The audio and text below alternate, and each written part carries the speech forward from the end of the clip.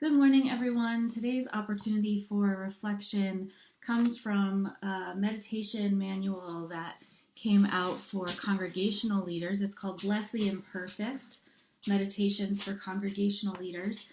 And this is a story written by Bob McKechnie, who was my mentor. Some of you from First Unitarian will remember when Bob came to the installation service that we had, and he was the guy with the baseball. He told the story about the baseball.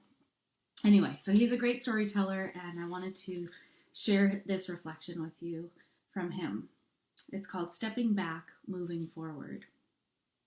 One day when I was 12 years old, my father announced that we needed a driveway along the side of our house. I remember thinking, good idea, there will be that much less lawn for me to mow. A few days later, an earth mover arrived and cut a very large rectangle into the lawn between my house and my neighbor's. The rectangle was wide enough for 2 cars to pass each other easily, and it ran about 100 feet up from the street. When the earth mover was done, a dump truck appeared and left a pile of sand in the middle of the rectangle that reached about half as high as our 3-story house. As soon as the truck left, I made my way to the top of the pile. My elderly next-door neighbor, a man I truly loved for his kindness, his wit, and his modest wisdom, made his way over. Well, he said, I think your father's intention was to have the earth mover push that sand around before it left, but I guess we're going to have to do it. Enthusiastically, I began lifting shovels full of sand and throwing them off the top of the mountain. The idea was to evenly distribute the sand within the giant rectangle. Before long, I had grown quite weary. I was hot, I was tired, and I could not really see any progress. My respect for my neighbor began to fade as I realized that he had retrieved his lawn chair and lemonade to watch me work. After seeing me toil for about 15 minutes, he couldn't stand it any longer.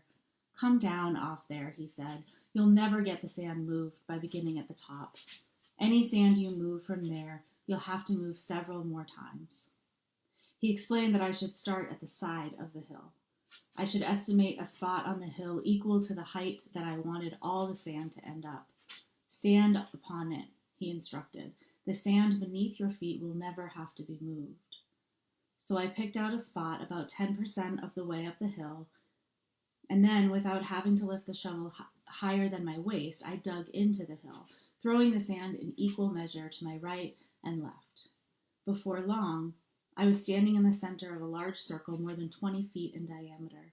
The sand was all exactly at the right height, and the original hill was reduced by about a third.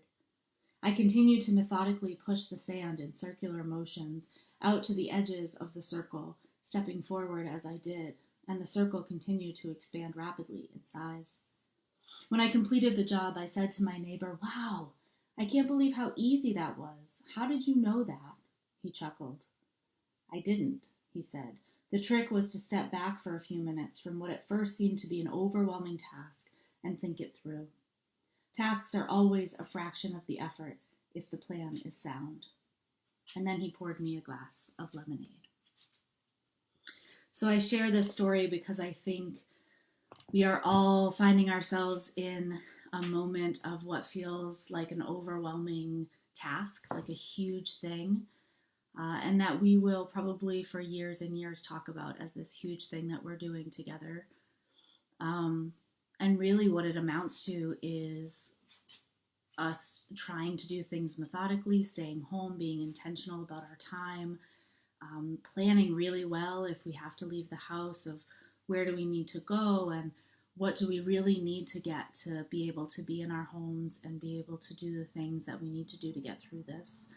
So I hope that this image of this big pile of sand and sort of how do we tackle this invites you to consider how you might step back and reflect and think about how to move forward in a way that feels good and helps to tame that sense of overwhelm that you're having. So have a great day and be well.